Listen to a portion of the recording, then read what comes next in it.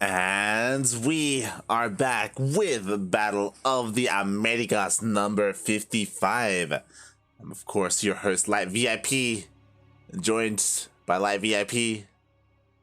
I said in the chat, gonna be solo classic for a bit. But we're back with Battle of the Americas. It's been a while. Again, we've been kind of bogged down with nothing but DreamHack for the past month. But now we are back to our normal events. So oh my god, and then we usually cast, but here we go. We are just diving straight into it and spawning in the bottom left-hand corner of Jaganatha LE. We have the American Zerg player sending out a drone immediately. We have, representing Tattoo 8, it is Reaper. And spawning in the top right-hand corner of Jaganatha LE, we have the Brazilian Terran player. He's blue.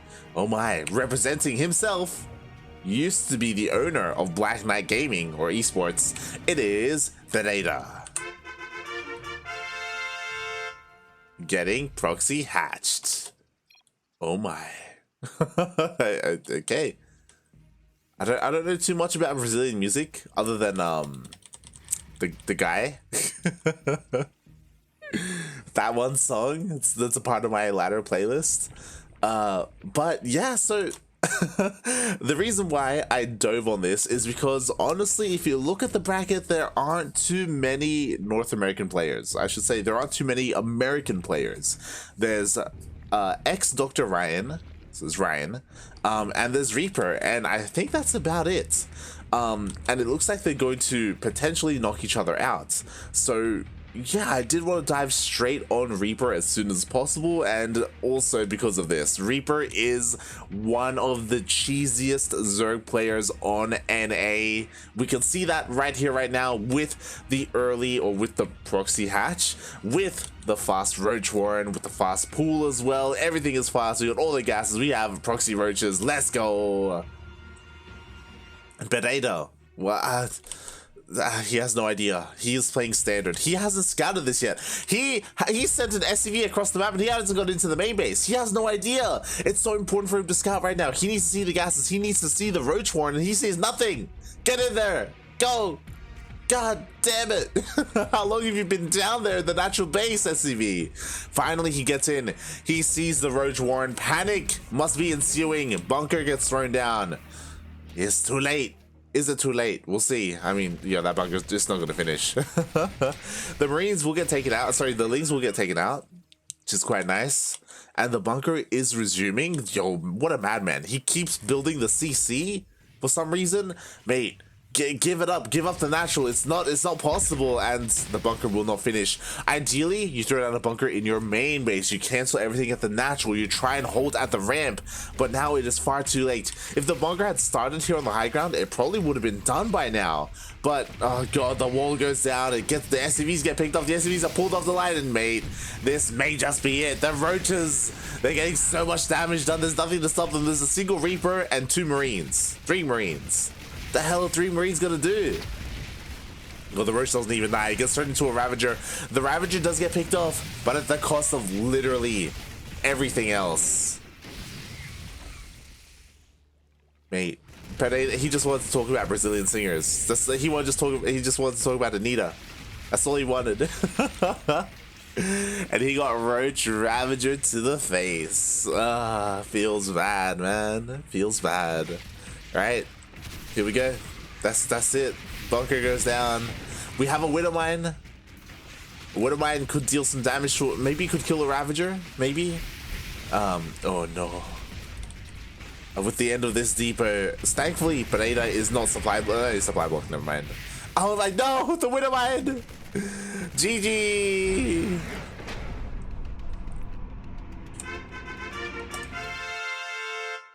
And Reaper takes game 1.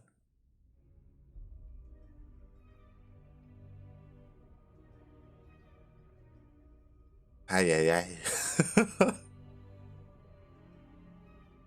Does she sing Bossa Nova? I got no idea, mate.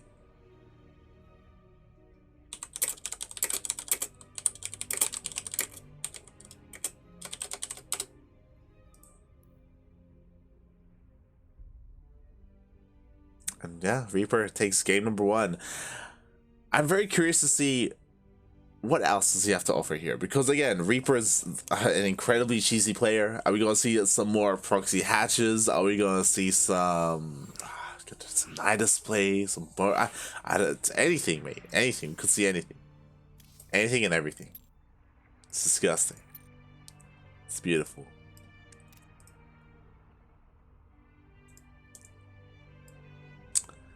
As we are just waiting for the next lobby to be made.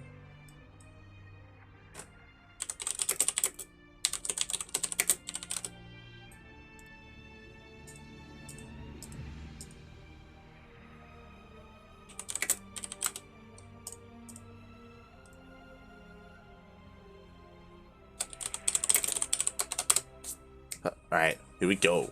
We're just getting everyone in here and we are diving into game number 2. Meanwhile, yo, shout out to a bunch of our regulars in the chat. I see Fernando is here to cheer for his boy Paco Mike. I messaged Paco Mike before the tournament started and he's like, alright, yo, I'm not tired this time. Yesterday, I was playing with 3 hours of sleep. That's why he went down yesterday early on to eggs. He's like, this time I'm taking it more seriously. I'm like, okay. I see you, Paco Mike. We'll see how far you go. Meanwhile, shout out to Soundo in the chat. It's been a while since I've seen Soundo. Great to see you back. Great to see you back in this early Sunday morning. And now we are getting into game number 2 and spawning in the top left-hand corner of Lightshade LE. Currently up 1-0 in this best of 3 series. We have the American Zerg. Maybe that's why he lost. Maybe spawning in the top left, we have the American Zerg. He's green, representing Tactical 8. It is Reaper, and yes, he is 100% correct. High ground bunker is better even, and he also, yeah, he didn't. There's a lot that could have been done better in game 1. But spawning in the bottom right-hand corner of Lightshade LE, but we have the Brazilian Terran. He's blue, representing himself. Used to be the owner of Black Knight Esports. It is Pereira.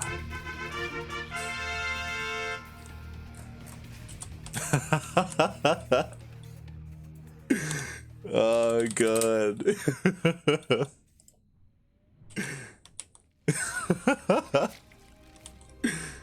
I like it. They're both bonding right now. If you're right now is playing with Protoss, you should be shamed. Oh god. Feels bad, man. Feels bad. But it's cool that they found some common ground. They're like, yo, you know, Protoss, am I right? And I like this because, oh my god, never mind. Yo, does what? Okay, yeah, this is scene. Interesting. Pereira, he's faking right now. He's throwing down a bunker. I say he's faking, like there is a Reaper coming across the map, but like there's no proxy or anything like that. I like how Reaper, he doesn't overcommit. Yeah, interesting play here by Pereira, especially because like there was an Overlord just above the base anyway. And what's interesting is that Reaper, he isn't going for anything cheesy. Went for a pretty standard opening, you know. I'm not 100% sure, but I think it was a hatch gas pool. Both queens are on the way. We don't even have any lings coming out just because, again, Reaper apparently doesn't even need it.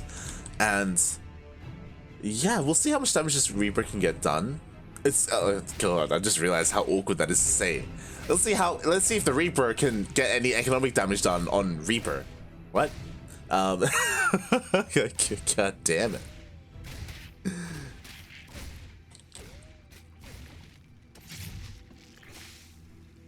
But the Reaper doesn't find any damage here. Lings come out in time. Bunker. Ooh. Does get cancelled. Not killed, thankfully.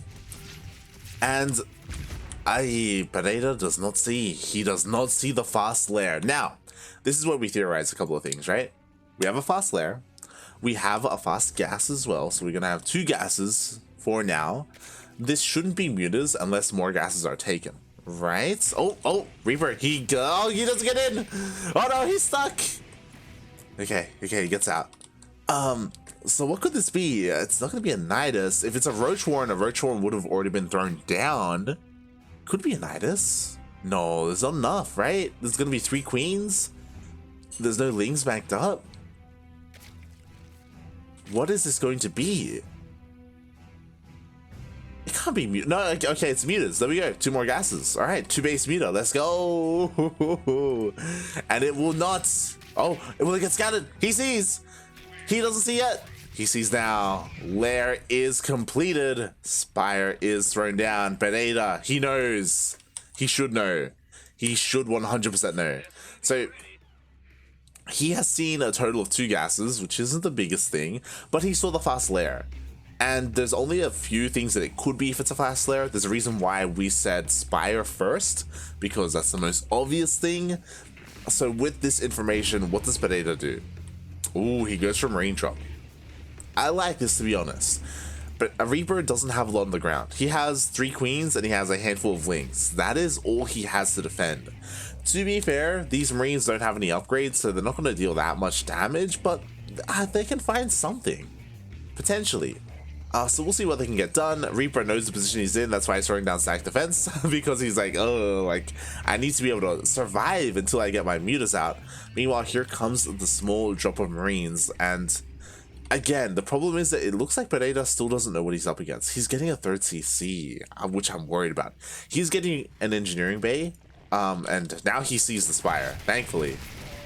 Ugh, oh god, no, puppy, no! You're gonna lose it! Oh god, the drop goes down. Pereira, please. Well, at least he saw the Spire, so there's no excuses now. There's no like theory crafting, there's no assuming. He knows it is gonna be Mutas. There we go. I suck auto tracking, what? So I could be wrong, but this upgrade, like it like increases the range of missile turrets, right? Am I crazy? I'm gonna actually Google this. High-sec auto tracking. +1 range, yep. plus one range to missile turrets. Meanwhile, Mutas are here. Ooh, Viking almost gets picked off. Missile turret is done in the mineral line. He did not throw down any missile turrets in the production, so this is dangerous here. Thankfully, there are enough Marines. He does push away the Mutas.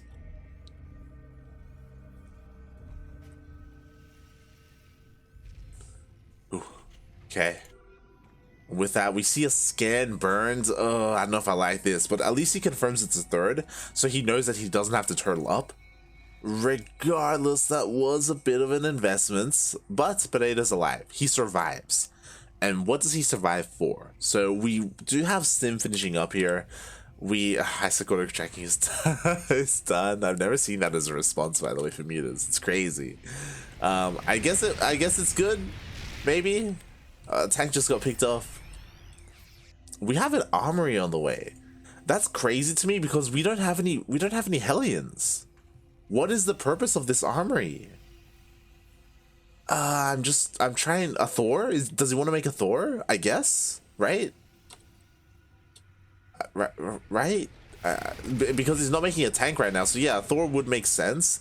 What do we have to defend here for Reaper though? I mean, he's already got his Baneling Nest. Baneling Speed is on the way. We got 1-1. 1-1 should finish by the time this army gets across the map. It's gonna finish up before +1 hits for Pereira. So yeah, this is not looking great for him right now. Meanwhile, the armory has completed. Show us that Thor. That's what I'm waiting for. Meanwhile, there it is. Thor is here. Thor is on the way. Another scan burns. What does he see?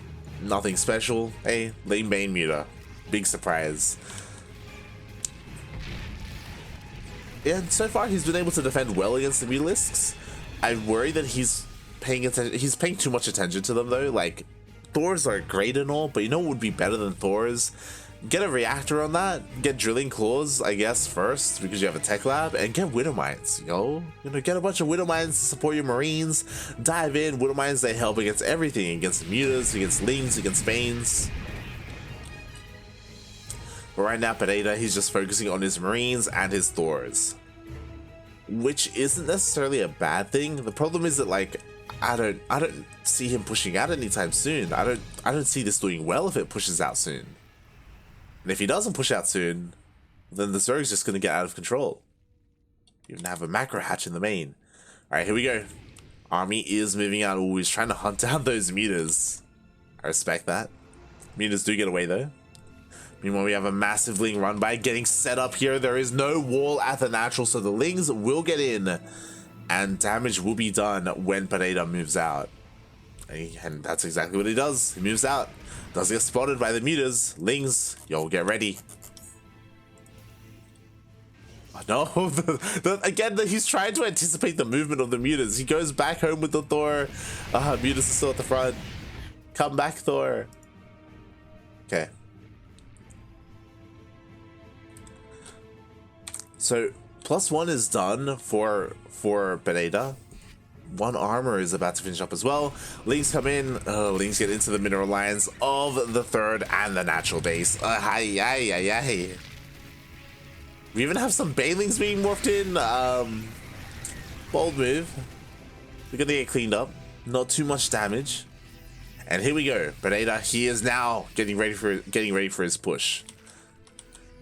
Problem is we have a bunch of Banelings waiting for him. Oh no! Oh no! Oh no! No! Reaper, please! Oh, he scans! Thankfully he scans! That was totally an accident. He did not know that there were burrowed Banes there. But the scan saved him. Saved him from... he still got hit by the Banes, but it could have been worse. Alright, here we go. The Banelings are getting ready for a full surround here. There's just so much Ling Bane. There's one Thor, which is great, or a couple of Thors, but every single Marine will fall. And Reaper just eats up the army. There's nothing left. A single Thor, but it does go down. And there's just Marines left to defend, mate. That's all there is. And a single Thor. The Banelings get in. Oh god! There's no splits. You can't split. The Marauders go down. And that's all she wrote, mate. F's in the chat for Anita. Hope she does well internationally. I don't know what her music is like. but I feel like this is all she wrote. GG. Good luck. Reaper takes the series 2-0.